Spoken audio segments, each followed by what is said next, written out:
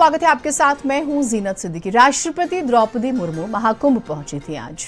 वहां उन्होंने संगम घाट पहुंचकर आस्था की डुबकी लगाई। स्नान के बाद उन्होंने गंगा पूजा और आरती भी की है।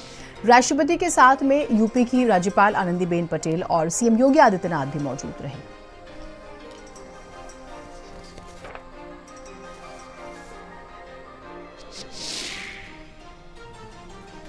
तो ये 5 तस्वीरें हम आपको दिखा रहे हैं।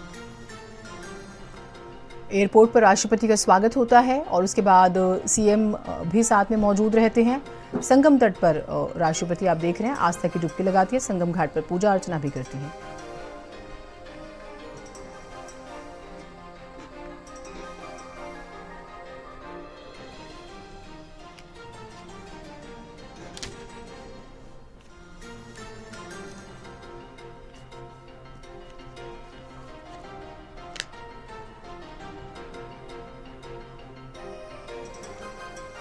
एक और बड़ी खबर आज की जो बहुत हैरान करने वाली है वो अब आपको बता देते हैं।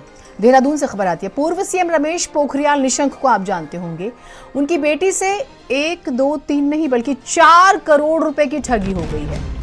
आरुषि पोखरियाल का हम जिक्र कर रहे हैं। 4 करोड़ रुपए की ठगी हुई है। फिल्म में रोल दिलाने के नाम पर 4 करोड़ रुपए की ठगी। Mumbai mini film private limited ये एक कंपनी थी जिससे कांटेक्ट किया आरुषि ने और फिर बातचीत चली और पेमेंट भी की, लेकिन बाद में पता चला ये फ्रॉड हो गया है। 4 करोड़ रुपए बड़ी रकम है। एफआईआर दर्ज हो चुकी है। शहर कोतवाली में तहरीर देकर मुकदमा दर्ज करवाया गया है।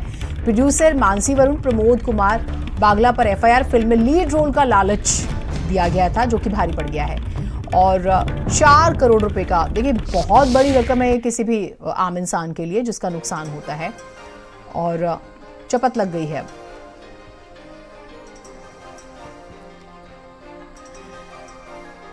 तो एक बड़े नेता हैं, आप जानते हैं उत्तराखंड के एचआरडी मिनिस्टर तक रहे हैं, सीएम रहे हैं। उनकी बेटी जो कि देखिए एक ग्लैमर इंडस्ट्री में करियर बनाना चाह रही थी और काफ़ी अप्रोच किया, कुछ लोगों के कांटेक्ट में आती है, एक कंपनी का भी जिक्र होता है और फिर पैसे देती हैं पूरे 4 करोड़ रुपए और बाद में पता चलता है कि ये फ्रॉड हो गया है उनके साथ और मामले की अब जांच के आदेश, एक तरह से एफआईआर जो है इस मामले में करा दी गई है। मुंबई के कुछ जो अपने आप को मिनी फिल्म्स प्राइवेट लिमिटेड के डायरेक्टर बताकर इस बिना पे कि उनको उनकी कोई आने वाला प्रोजेक्ट है उसमें इनको लीड रोल दिया जाएगा और साथ ही प्रचार और प्रसार में उनको जो है प्रमोट किया जाएगा। इस हेतु उनसे इन्वेस्टमेंट के नाम पर अत्यधिक धनराशि जो है ली गई, लेकिन उनके द्वारा जो है जो भी एक उनके बीच में एमओयू बनाया था, जो करार हुआ था, उसको ऑनर नहीं किया गया। तो इस आशय की उनके द्वारा जो एक नामजद तहरीर दी गई थी, भौतिक हो चाहे मौखिक साक्ष्य हो और अभिलेखित साक्ष्य, वो जल्दी हम लोग उसमें एकत्रित करेंगे। दिल्ली में भारतीय जनता पार्टी ने असाधारण जीत हासिल की। क्या कारण थे कि भारतीय जनता पार्टी को लैंडस्लाइड विक्ट्री दिल्ली के भीतर मिली और आम आदमी पार्टी बुरी तरह से चुनाव हार गई? क्या कांग्रेस भी गेम पलटने में एक कारक थी या कोई और भी कारण है? किन वजहों से ये एंटी इनकम्बेंसी अरविंद केजरीवाल और उनकी पार्टी के खिलाफ थी और अब आपका क्या होगा? रात 8 बजे पूरी चर्चा।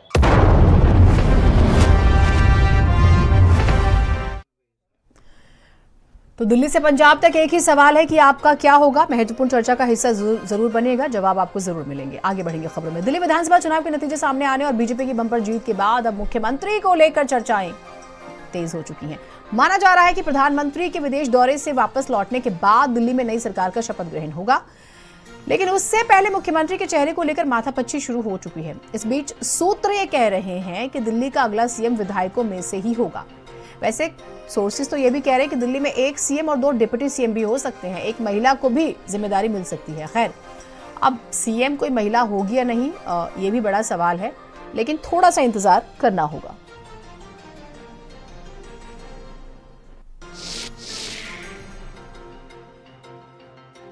रेस में जो नाम है प्रवेश वर्मा का, तो हमने तभी जिक्र कर दिया था जब नतीजे आ ही रहे थे और गृह मंत्री से मुलाकात कर लेते हैं।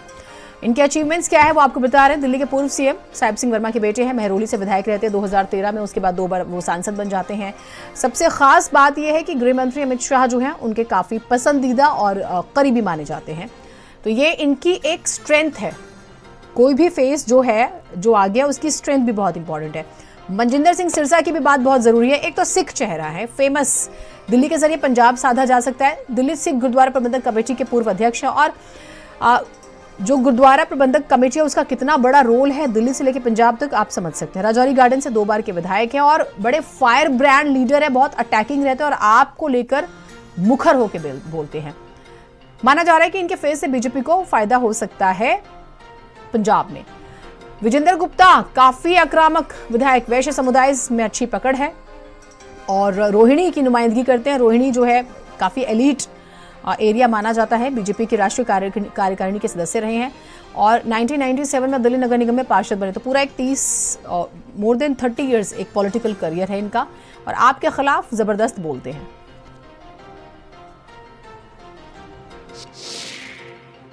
इस पार्टी के अंदर आप भी अच्छी तरह से जानते हैं कि सीएम कौन होंगे, ये प्रधानमंत्री जी और हमारा संगठन जो हमारे राष्ट्रीय अध्यक्ष हैं माननीय गृह मंत्री जी बैठकर चर्चा करेंगे सबसे राय करके।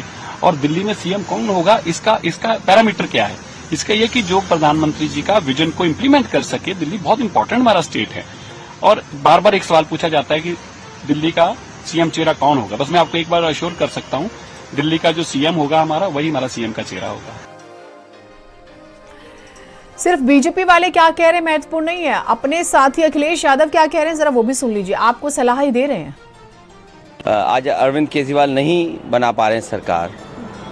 बीजेपी की लिए चुनौती ये भी होगी कि जो वादे दिल्ली में उन्होंने किए हैं वो वादे यूपी में भी होंगे कि नहीं होंगे। वो यही कहेंगे कि वो स्टेट का इलेक्शन था, ये दिल्ली का इलेक्शन नहीं था। लेकिन जिन नेताओं ने वादे किए थे वो यूपी के भी हैं, देश के नेता हैं। तो जो वादे उन्होंने दिल्ली के लिए क्या यूपी में उन पर लागू करेंगे कि नहीं, ये सबसे बड़ी चुनौती आने वाले समय में सरकार की होगी। देखिए, हर चुनाव के बाद समीक्षा अपने ढंग से अपने तरीके से सब करते हैं। चुनाव से पहले कि ये समीक्षा अगर होती तो आज बीजेपी की सरकार नहीं होती। अखिलेश यादव ने जो कहा उसके बहुत गहरे मायने हैं। दिल्ली चुनाव में करारी हार के बाद पंजाब आम आदमी पार्टी में हलचल तेज हो चुकी है। पार्टी के राष्ट्रीय संयोजक ने मंगलवार को प्रदेश के सभी विधायकों को दिल्ली में बैठक के लिए बुला लिया। इसी की वजह से पंजाब सरकार की आज होने वाली कैबिनेट की मीटिंग स्थगित हो जाती है। अब ये बैठक 13 फरवरी को चंडीगढ़ में दोपहर 12 बजे होनी है। दरअसल दिल्ली चुनाव के बाद आम आदमी पार्टी की सरकार अब केवल पंजाब में ही बची है। कांग्रेस के वरिष्ठ नेता अब चुटकियां ले रहे हैं। देखिए, पंजाब में बहुत अच्छा काम आम आदमी पार्टी की सरकार कर रही है। कांग्रेस जितने मर्जी सपने देखते रहे लेकिन इनकी दाल गलने वाली नहीं है। हम नेशनल लेवल पे अरविंद जी की अगुवाई में और पंजाब में मान साहब की अगुवाई में एकमुठ होके एकजुट होके लगातार लोगों की बेहतरी के लिए काम कर रहे हैं। देखिए, हारे तो दिल्ली पे हैं, मंथन पंजाब का कर रहे हैं। मेरे को समझ नहीं आ रही, क्योंकि इनको पता है जो पंजाब के हालात इन्होंने कर रखे हैं पिछले 3 साल से, लोगों की जो हालात हैं, बहुत बुरी हालत है पंजाब की, और उस हालत को ये ठीक नहीं कर पाएंगे क्योंकि इनका असर लोगों के मन में जा चुका है। लॉ एंड ऑर्डर की स्थिति देख लीजिए, ड्रग बहुत ज़्यादा बढ़ चुका है और एक्सटॉर्शन शरेआम हो रही है। प्रधानमंत्री नरेंद्र मोदी ने आज परीक्षा पे चर्चा कार्यक्रम में छात्रों, शिक्षकों और अभिभावकों से परीक्षा के तनाव को कम करने के उपायों पर चर्चा की।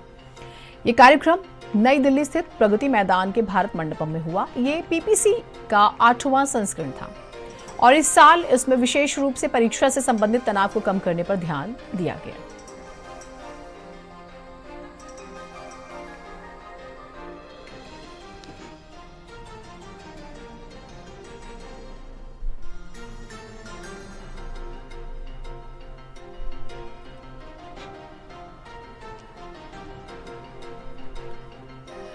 खबर प्रयागराज से जो आई वो भी आपको बता देते हैं। ममता कुलकर्णी ने महामंडलेश्वर पद छोड़ दिया। किन्नर अखाड़े ने 17 दिन पहले उपाधि दी थी। इंस्टाग्राम पर वीडियो पोस्ट करके जानकारी दी। मुझे लेकर किन्नर अखाड़े में विवाद है जिसकी वजह से मैं अपना पद छोड़ रही हूँ। मैं बचपन से साध्वी, आगे भी साध्वी रहूंगी। बचपन से बनना चाहती है। उस दिन की तस्वीरें हैं जब पूरी जो एक प्रक्रिया होती है, जो एक अनुष्ठान होता है महामंडलेश्वर बनाने का, उस दिन की तस्वीरें।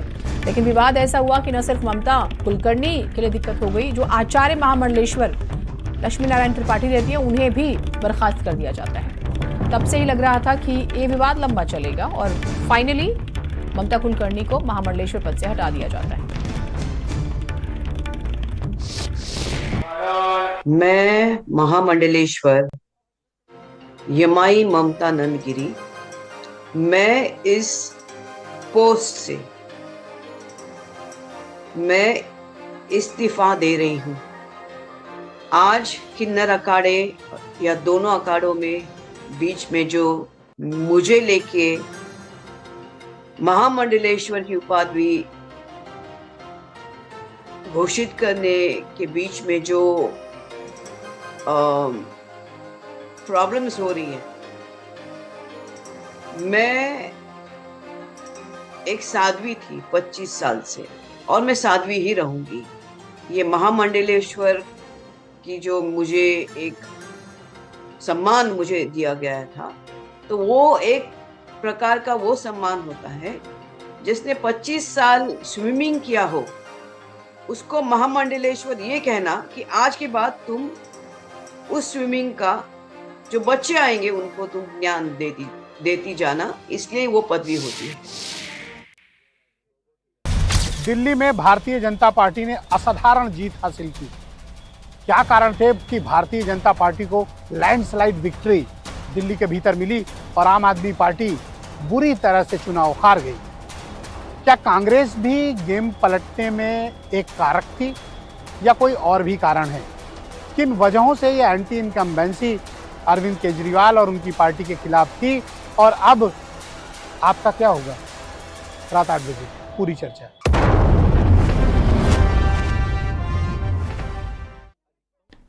अमरोहा से एक बड़ी खबर आपको बता दें। अमरोहा में